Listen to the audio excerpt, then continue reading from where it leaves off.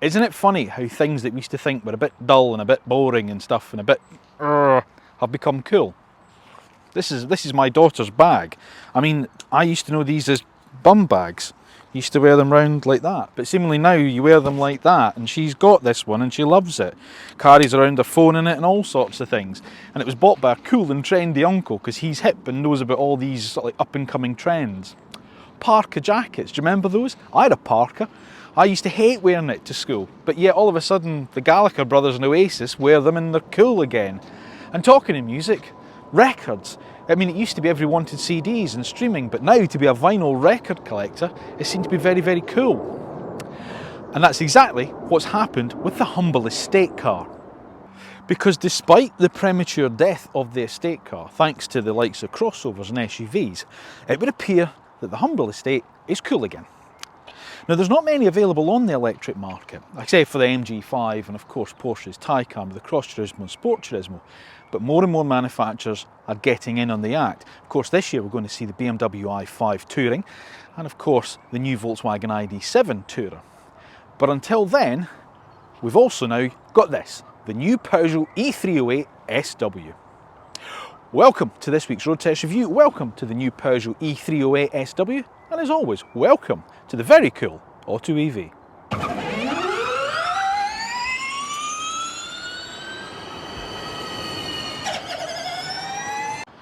Now, when you hear the word estate car, you tend to default to Volvo, because for years, decades, Volvo were the sort of like the purveyors of sort of like sensible, big, boxy estates. But even as a manufacturer, they've succumbed to the crossover slash SUV trend because they no longer build an estate car at all.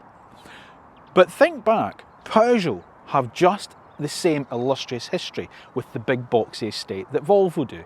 Of course, there was the brilliant 505, the big 7-seater estate. They did the 305 in estate as well. They did the 405 in estate, the 406, the 407, and of course the new 508. You can also have those as estate cars. They did the 306 as an estate, and they even did an estate version of the really small 206. They were that good at estate cars.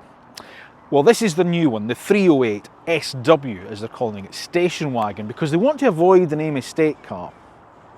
And because Peugeot are part of the Stellantis group, they're also partnered with Vauxhall, who also do an estate version of the Astra, which shares its underpinnings with this car. And of course, it's called Sports Tourer, because again, trying to avoid the connotations of the estate car. But Peugeot see themselves as being a little bit more special, dare I say, than Vauxhall, a little bit more premium, a little bit more stylish, and that means a little bit more expensive as well. But before we start on the road test review of the new E308 SW, of course I'm going to ask you to make sure you're subscribed to the AutoEV channel. Now once you've done that, press the little bell button down below, because then you'll get a notification of when our next one's uploaded and has gone live. If you do enjoy it, make sure you give it a thumbs up, and don't forget, leave me your thoughts in the comment section down below. Right, let's crack on, shall we? But before then, let's take a quick look at the main points of the Peugeot E308. Well, Peugeot's 308 now offers a complete multi-drivetrain, with the new electric variant completing the lineup that already had petrol, diesel and plug-in hybrid options. It offers just one battery size, a usable 50 kWh one, capable of delivering a WLTP range of up to 254 miles. It has just one motor option too, a single front-mounted one producing 156 brake horsepower. And the E308 SW is limited to just two trim levels, with prices ranging from £41,250 to £43,320, depending on that trim level and before any options are fitted. Which is not an insignificant amount of money for what is effectively a 5-door C-sector family estate car. But like I said, Peugeot have got some premium aspirations. Well, are those aspirations worth the premium? Of course, the only way we're going to find that out is by putting it through the actual road test that buyers trust when it comes to choosing their next electric car. And that is the AutoEV one. So, what are you getting for your money? Well, in terms of design, I think you're getting one of the best looking estate cars on the market. I think Peugeot are off to a really good start because this is a handsome beast. I think it's even better looking than the 308 hatchback that it's spun from. Now, if you want to see a review of the 308 hatchback, we have done that. In fact, it was a triple test against two of its main rivals, the MG4 and my old Renault Megane E-Tech long-termer. That I'll pop a link up for that video up there if you want to have a look at that after you've watched this one, of course, and see what we thought of that car. Right, so styling wise, what do we think? Well, as I say, I think it's a really good looking car. You've got Peugeot's new kind of front end here with a new big lion shield on it now. So gone's the kind of the prancing line, now you've got the big lion head shield there, and it looks really good on the front of this kind of obviously false grille. You've got your 308 nomenclature up there, and all the cooling is obviously done down below there. Everything's quite well integrated and nicely sort of like hidden from view in some respects. You know, your parking sensors, they're kind of hidden in the sort of like the black grille, the same with the camera just above the badge there. Doesn't draw your eye. What does draw your eye, however, is these lovely LED lights, and of course the saber-tooth kind of LED daytime running light that goes down there, and turn signal light into this here. I really like it, and it's oakenite, I think called, what do they call it, oakenite white or something like that it's called, but isn't it an optional paint finish, believe it or not. Never really known white to be optional, but there we go. You do get a little bit of black plastic at the front here, just kind of around the sides, but it's just trim, which I do quite like. And as I say, I think with the contrast in this white, it looks quite nice. And of course you get your low set number plate, and the bonnet is nice, kind of, so it's not a clamshell, it sits quite far back, so you get this nice kind of nose cone. But as I say, I think we're off to a good start, and from the front, good looking car, I think. Now inside profile, I think the car's slightly better balanced than the 5-door hatch. I always felt the 5-door hatch looked a bit heavy at the front, but I think the estate version balances it out a little bit better. Now it is a physically longer car than the 5-door hatchback. It's 270mm longer than that car, and its wheelbase is longer as well by 50mm to help improve interior space as well. You get some really nice kind of styling sort of like lines along it. I like this one here that kind of comes along there and then just disappears into this front door, but then reappears in the back door to take it round by the tail lights. There's some nice sculpting on the side sills down here as well, and with this line here, but again just kind of disappears into the door before it hits the wheel arch. Now there's two trim levels available in the 308 SW. There's the Allure and this one, the GT. The GT gets these 18-inch two-tone the diamond turn finish alloy wheels. The Allure's 17-inch wheels. You also get the lion shield on the side of the wing on the GT. Scuderia shields from Ferrari, anyone? Anyway, you get that there, you don't get that on the Allure, but you also get the gloss black door mirrors with the nicely integrated side repeater there, and gloss black roof rails and shark fin aerial. Good chunky door handles that open the doors up to a reasonable kind of width to get good access in and out of the car, so that's good if you're slightly elderly or have limited mobility. GT model also gets privacy glass, so you get that on the sort of the back windows and here as well, just for aid with security. And then of course at the back you've got this nice kind of roof spoiler that flows into this nice neat rear styling. And at the rear, the styling that looks just as good as the rest of the car. As I see, your nice kind of big roof spoiler that comes out above the rear window, high set brake light there, rear wiper, as you'd expect. This other little kind of spoiler here that's been sort of like styled into the boot lid as well, which I do like as well. So it gives it that kind of double spoiler look, which I think looks really cool. Nice LED lights at the back as well, so you know you get your kind of three claw design, but they're kind of diagonally sort of like slashed, if you like, rather than vertical, so that's nice. And of course the big Peugeot shield again at the back, going away from sort of like the big sort of like lettering that most manufacturers are doing, including Peugeot that I've got in some of their cars. Of course you get your new stylised E badge there to let you know that it is the electric 308, the only way you can really tell from the outside of the car. Your GT badge over on that side. Do get a little bit of sort of like fakery going around here where exhaust trims would be, but I suppose it's just a bit of chrome flash, and of course fog lights and reversing lights down there. You've got a reversing camera just above the number plate here, which normally would be a bad place for it because obviously that kind of gets a lot of dirt kind of thrown up about it. What I will say, well done Peugeot, there's a little washer nozzle there, which cleans obviously the rear camera when you need to sort of like see where you've been, how you're reversing up to. Reversing sensors down across there as well, again neatly integrated into the black area so they're not quite as visible. So what do we think? Well, I genuinely do think this is a great looking car. I prefer it to the 5-door hatchback, and I think the hatchback's a great looking car. I think it's one of the best looking estate cars on the market of any size. I think they've done a really nice styling job of the car. it doesn't really matter what I think, it's what you think that matters. You're the people that are going to be out there perhaps buying this car. What do you think? Would it tempt you? Do you think it's better looking than the 5-door hatchback? Would you prefer this over, say, a crossover or SUV? Let me know what you think in the comment section down below. Now, the main reason obviously you're going to buy an estate car is for the practicality, and the Peugeot E308 does have that. It has a boot space of 548 litres, which is a useful increase of over the 361 litres that you get in the 308 hatchback.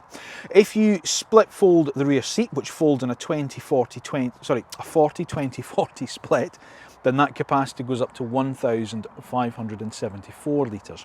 Now, both of those figures are also increases over the Astra Sports Tourer and way ahead of the MG5, the other kind of similar sized all-electric estate car that's available on the market.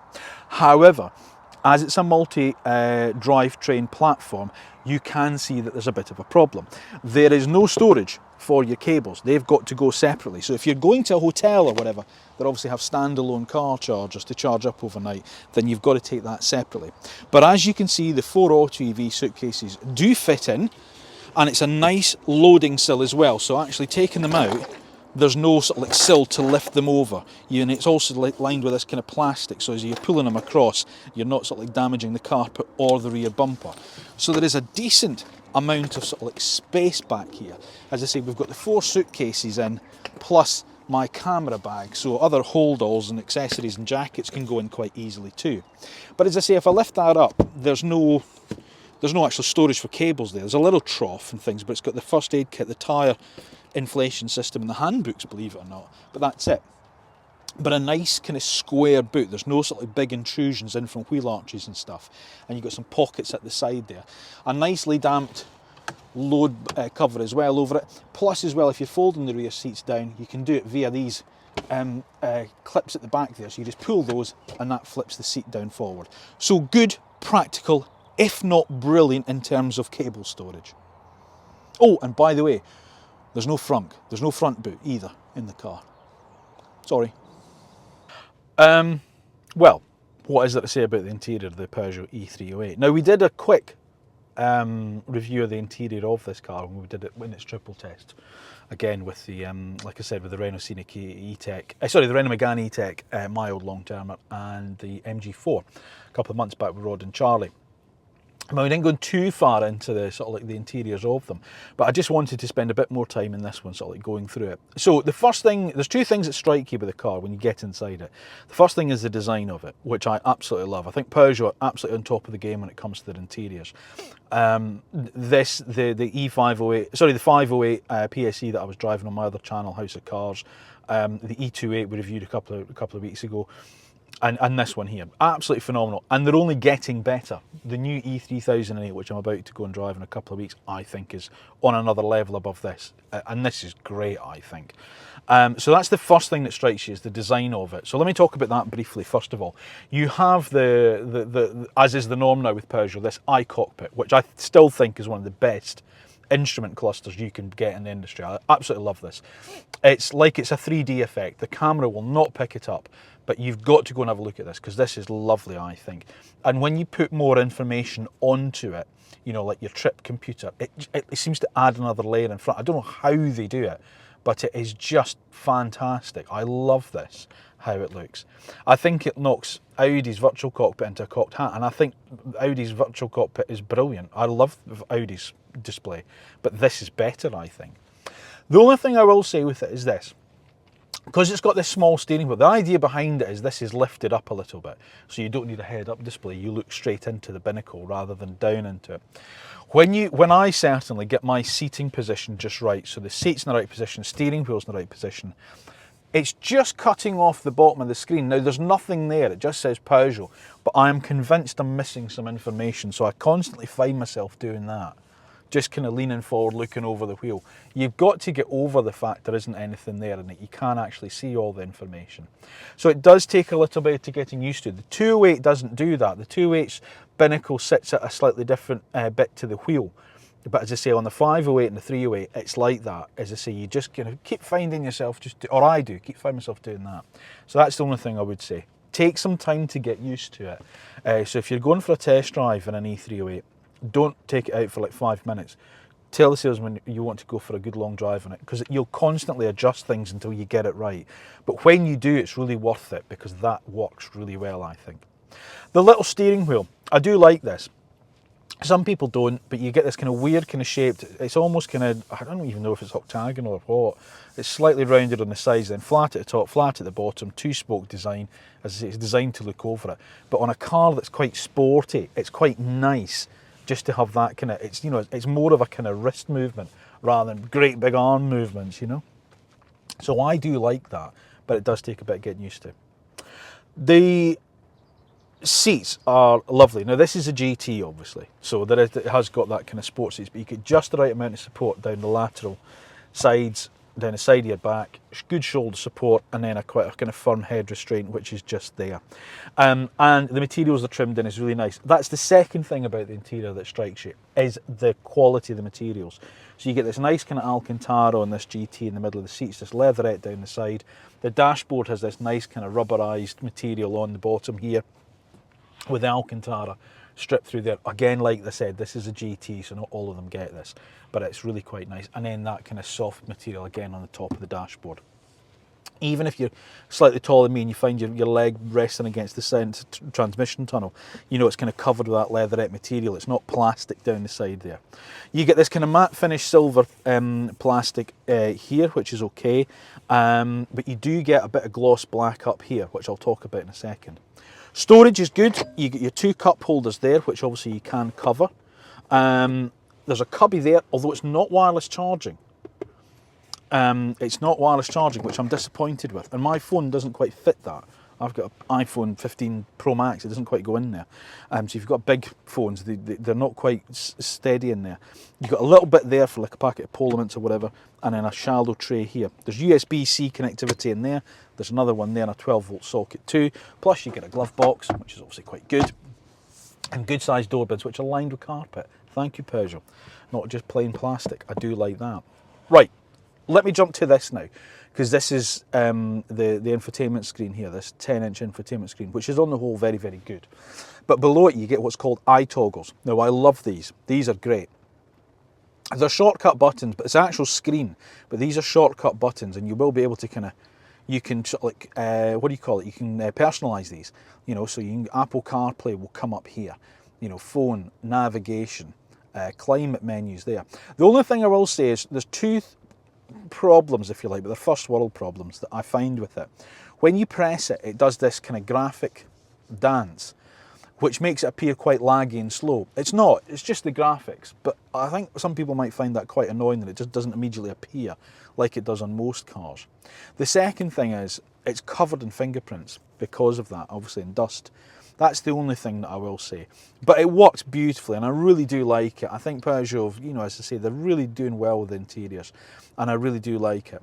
You've got shortcut buttons below it, so you're not having to dive into loads of different screens to find things. So if you want to turn off some of your advanced driver systems, you just press the one that says picture with a car on it, and it brings that menu straight up. You want to go straight to your climate control to change it. There's an iToggle there, but you can also press that one, and that brings it up. And that's where you find your heated seats and heated steering wheel on this one here, and your preconditioning thing. So that's in there, and it's got nice kind of graphics with it. Then you've got full defrost there for the front screen, air recirculation, heated rear screen, switching your climate off, and hazards. So that's all nicely there. There's also a physical volume control knob for the media as well, or your radio. But as well as that, obviously you've got the controls on the steering wheel. You've got, you know, your Bluetooth and media controls here on the right, and then you've got your cruise control and your advanced driver systems on the left. Column stocks are nice, they're in a nice position. They've got a reasonable kind of quality feel to them. They're probably the most kind of plasticky part of the bit of the whole interior you can touch. But when you do press them, they've got quite a nice little click to the indicators there. And then obviously your wipers on that side, which obviously you need on a day like today. And then just over on the door, you've got your usual kind of window controls, front and back, and mirror. There's a little button down here, I think, for setting your preconditioning down there. And then centre console, you've got your transmission toggle there, engine start, or motor start as it should be, drive modes there, and electronic parking brake. Right, so on the whole, brilliant. Love the interior, I love the design of it, I love the quality of it, and I love the way that it all works. I do like that. There's a couple of little bugbears that I don't like, however, especially when we talk about price of it. First one is this. Manual seats. Come on, Peugeot. Manual seats on a car that's this price. What are you thinking? You know, even the little E308 I had the other week, okay, it was an option, but at least it had it fitted. You know, manual seats, no panoramic roof either, a standard, and no wireless charging pad. It could be better equipped for the money. That's what I'm saying. You know, the quality's there, the design is there, but the standard equipment level, I think, lets it down a little bit. So that's the first thing that kind of irks me a little bit. But as I say, on the whole, the quality and the design is first rate. It's one of the best interiors in the class. Peugeot are coming out with some brilliant interiors. Nice, comfortable to drive, great to use every day. That's very good. This takes a bit getting used to, but I say I've talked about that at length on the Peugeots, but do make the effort to get used to it, because I say it works really, really well.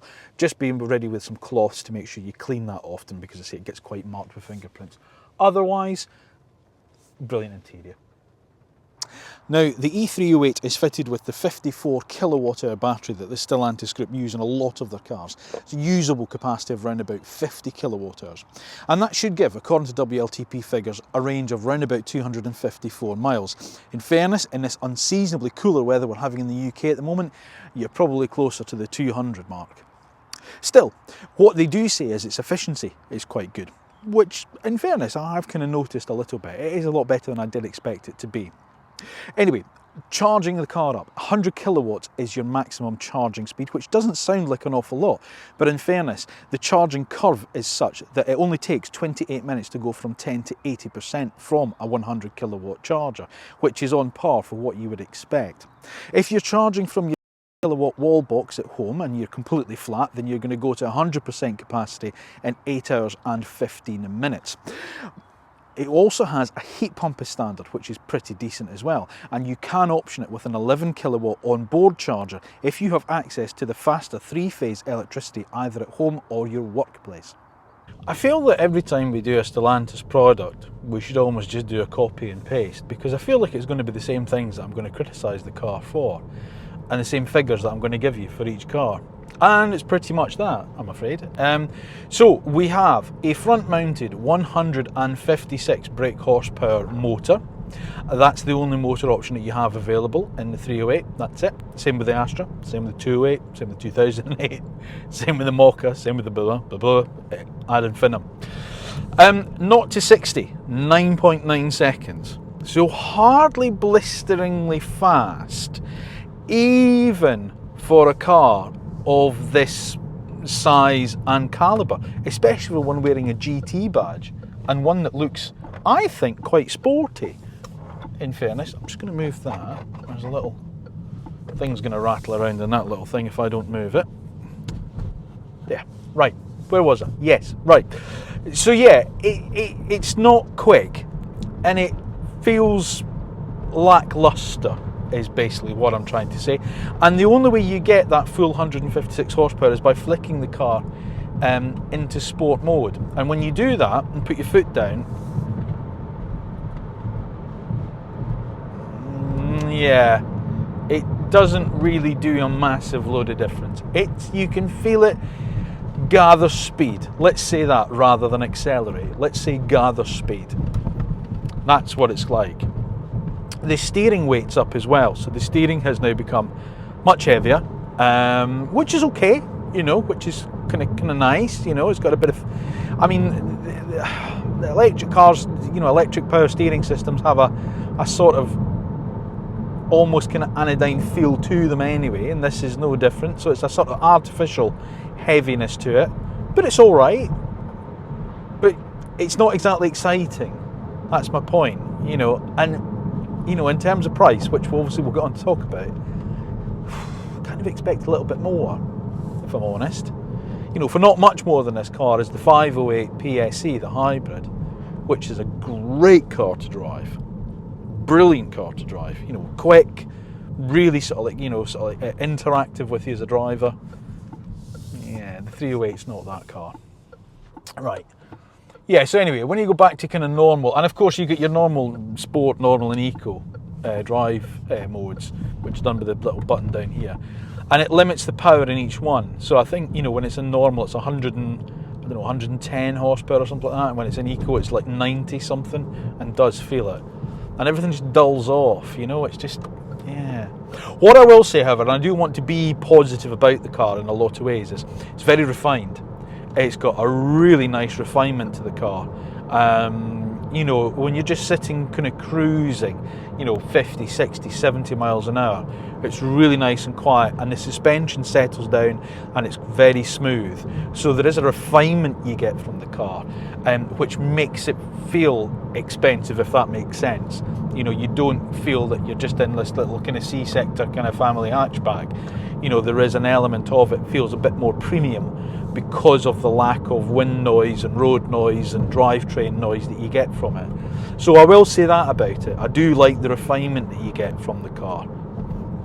The driving position, as I said when we were doing the interior, is one bit I do like, and as I say, you do have to get used to it. You have to spend a bit more time to get used to this little steering wheel. I like it, it's alright, but I do, as I say, find myself occasionally just kind of peering over it to see if there's anything I'm missing down there. I'm not, but it just seems like there is. But you know, once you've kind of got used to it, it's alright. It's quite fine. You know, I don't have an issue with it. And as I say, sort of like inputs with the steering tend to be more of a nice kind of just roll of the wrists rather than a big sort of like heaving arm pull. I don't know if you saw my Skoda Enyaq versus BYD test the other week, the twin test, and I was saying about the Skoda steering wheel. It feels really big. It feels like you've really got to kind of heave it round. This is the absolute polar opposite. It's just this nice little, you know, roll the wrists round, and that's it. You're into where you want to be. You know, so turning is pretty good. The only thing is, it's not a car that encourages you to take it with the scuff of the neck and drive it fast, because it doesn't go very fast. That's it. Right, my usual bugbear, brakes. They just lack feel. You know, there's a deadness with the pedal, and then it starts to grab the further down you push. It just doesn't promote a very nice sort of like linear feel to braking. Okay, you can overcome it a little bit by flicking on the brake regen, but it is only one mode, that's it. So it's either on or it's off. So fans of one pedal driving, please look elsewhere, because it ain't here. Yeah, it does, you know, it does its best. When you come off the throttle, you feel the car start to kind of pull up a little bit, but it won't bring it to an absolute stop and hold it on the brakes. So if that's your bag, you're not going to find it here, that's for sure. Seats are nice, seats comfortable. As I was saying, the driving position, the whole kind of relationship you have with all the controls is good. Bar, as I say, that kind of steering over the top of the wheel, but you know, otherwise, you know, you get reasonably good visibility out the mirrors. You know, there's good over the shoulder visibility, apart from the slightly thicker rear C-pillar, but I can put up with that for the added practicality of it. So on the whole, that's all good. And then using sort of like things like the screen and the buttons here, there are physical buttons, you soon learn where everything is. Sorry, just my usual width restriction here, just take my time, let's scuff some alloys. Yeah, once you get used to where sort of like everything is, it's, you know, it's reasonably easy just to sort of like flick through the things. Now, ride quality, I'm just going to pop it down this road here, which is notoriously bumpy, so apologies if the camera shakes, and let me talk to you about ride quality. Let's see how this does. Okay, so there's a bit of chatter from the wheels. I can hear them. You can hear the suspension working away, but it's staying relatively flat and composed. Yeah, that's good. Ride quality's all right. So there's a firmness to it, but not an uncomfortable firmness, more of a better control. Let's call it controlled firmness, shall we? Let's say that it's a controlled firmness. So yeah, look, it's a perfectly pleasant car to drive. You know, I don't want you thinking that I'm saying it's a bad car. It's not. You know, you get in it and you drive it, and there's a lot to like about this car. You know, it looks good, it's well built, it's comfortable. It's not as well equipped as it should be for the money again. I feel like, you know, it should have electric seats. It should have a panoramic roof, or at least a sunroof. You know, it should have that, I'd have thought, you know, and it doesn't. You know, it doesn't have an electric tailgate. I mean, that's a bit of a first world problem, I get. But, you know, again, you know, you dip into sort of like 35, 36,000 pound crossover and SUVs and you get an electric tailgate. This is over 40 grand and it doesn't have an electric tailgate. Why not? Anyway, but look, as I say, it's a perfectly pleasant car to drive, but it's just not particularly exciting. And I think for the money, it's not a case of wanting more excitement. I just want more of everything for the money that they're asking for this car. So I think it's showroom appeal in terms of the way it looks when you sit in it, how everything feels, the quality and all the rest of it is great. But when you get it out onto the open road, when you move away from things like refinement and quietness and things like that and start asking a few more questions of it, it struggles to answer them.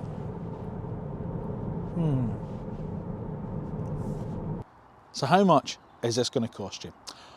Well, we're back to our usual Peugeot pricing policy, I'm afraid, because the E308 SW is not a cheap car.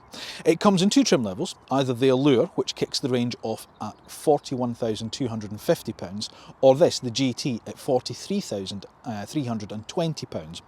Or if you have it in this Oakenite white, like I have, then it rings the cash register at just over £44,000. Now that's a lot of money. That's £10,000 more than the quicker, longer range MG5, which has a 7-year warranty on it. But as I say, Peugeot really are sort of like banking on the fact that not a lot of people have got estate cars out in this sector.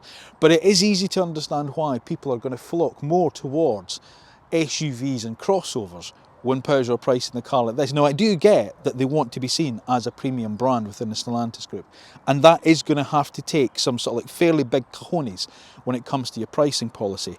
But even so, this is a lot of money for what this car actually is. As I say, it's way more expensive than the MG5, which is a very, very good car, as we know. And MG's 7-year warranty is a big selling point with that car. And of course, Renault's new Scenic, which is a phenomenally good car. Okay, it's a crossover, it's an SUV, whatever you want to call it, but it starts at under £40,000, and it's better in terms of its efficiency, its range, its power, and the way that it drives. Yeah, I'm really sorry, it's just too much money. Which means if you are looking at an all-electric, C-sector sized estate car, well, you've only really got the choice at the moment of another two, which of course is the MG5 that I've just mentioned, and the cousin of this car that comes from within Stellantis Group, the Vauxhall Astra Sports Tourer, which it shares its platform, battery, running gear with, and all the rest of it. And it too is quite an expensive car, in fairness. I think Peugeot, as I say, I know they've got premium aspirations, and don't get me wrong, that's fine. But I think what they really need to do is bring a trim level. That's fine having this GT, it's like 40 grand, but they really need one that starts around about 35, 36,000 pounds, because that's the price where things really are, I think, hot in this market space. And it's easy to understand why people have flocked towards SUVs and crossovers away from estate cars when they're pricing them such as this, because around about that price you're looking at things such as the MG ZS, the Kia Niro, the Hyundai Kona, the new Renault Scenic. That's a car that I have to admit I would much prefer over this car in terms of where the price of it starts and what it offers in terms of its range, its equipment level, its build quality, its style, its use as a family car. I do think Peugeot have got another uphill struggle with this car. But as I say, if you must have an estate car, then this is maybe the car that might put you off. Its price point might put you off going all electric, because what else could you have? Well, you could have something like, say, a Toyota Corolla, which is available as a hybrid, and its compatriot from Suzuki, the Suzuki Swiss, which is effectively the same as the Corolla, in the same way that obviously the Astras are related to the E308. So there are other options out there if you must have the estate car. But if you want to go all electric, you're going to have to pay the premium unless you go for the MG5. So here's what we like and what we don't like about the new Peugeot E308 SW. Well, we like its styling, both interior and exterior. It's relatively practical. It has a good driver interface and dashboard. And its build quality and refinement. We don't like? Well, the compromises that come from this multi-energy drivetrain. Its performance is lacklustre. The brakes still don't inspire confidence. Its real world range is disappointing, but of course the big negative for us is the price. It would appear that yet again Peugeot's lofty aspirations have resulted in a lofty price tag, which means that this is quite a difficult car to recommend. Now don't get me wrong, it is a very nice car. It's a lovely car to drive, and if someone was to say to you, that's your new car and you've got to drive it without having to pay for it for the rest of your days, you'd probably turn and be quite happy with it. It's well built, it's comfortable. It's not as well equipped as it should be, in fairness. I mean, come on Peugeot, no electric seats, no panoramic sunroof on a car over £40,000. So that's one area where you do need to maybe just look at yourselves a little bit. And it's obviously very, very good looking. And I do get, as I say, they want to kind of push the brand up market a little bit, but one step at a time, because asking people to pay £44,000 for this car as it sits is a little bit cheeky, because for less money than this, you're getting better equipped, better value for money, larger SUV and crossovers with bigger ranges, which make much more sense as family cars. So whilst I applaud you for plodding on with the plight of the estate car, you need to think about how you price them in the future. Thank you once again for watching another road test review from AutoEV. As always, please make sure that you are subscribed to the channel. And once you've done that, press the little bell button that's down below, because that's the way you'll be notified of when our next video is uploaded and it's gone live. Once you've watched it, if you have enjoyed it, please give it a thumbs up. And don't forget, leave me your thoughts and comments down below. I'm sure you will. I mean, obviously we had quite a lot of comments when it came to the E308 review. What do you think of Peugeot's pricing? As always, please do let me know. Across all social media as well, so remember we're in Facebook, we're on Instagram, we're on TikTok, we're on X, and we're on LinkedIn. So please give us a follow there, because that certainly helps the channel as well. And if this is just tweaked your interest in electric cars, whether it's for new or used cars, and you need to know all the facts and figures and what we think of them, then stick on the YouTube channel, because as I say, if it's been a new electric car that's been launched in the UK, we've probably subjected it to the AutoEV road test. And remember, that's the road test that actual car buyers trust when it comes to choosing their next electric car. So take a gander through that and see what you think.